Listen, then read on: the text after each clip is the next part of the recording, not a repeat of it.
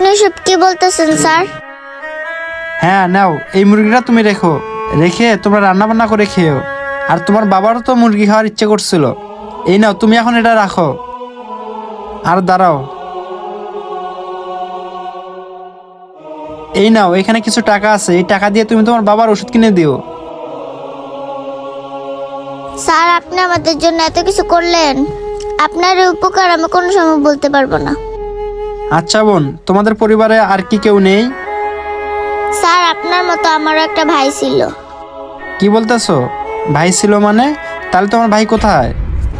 কি বলবো স্যার, আমার বড় ভাই একটা বড়লোক মেয়েকে বিয়ে করে ওই বাসায় থাকে, আমাদের কোনো খোঁজ খবর রাখে না। বাবা অসুস্থ হওয়ার পরে আমি ভাইয়ের কাছে গেছিলাম কিছু টাকার জন্য, কিন্তু সে তো আমাকে টাকা দিলই না। আমার আরো দূর দূর করে বাসা থেকে বের করে দিছে। তারপর থেকে ভাইয়ের সাথে আর যোগাযোগ নেই। কি কথা শোনাইলা বোন? তোমার কথা শুনে তো আমার ভিতরটা ফাইটা যেতেছে।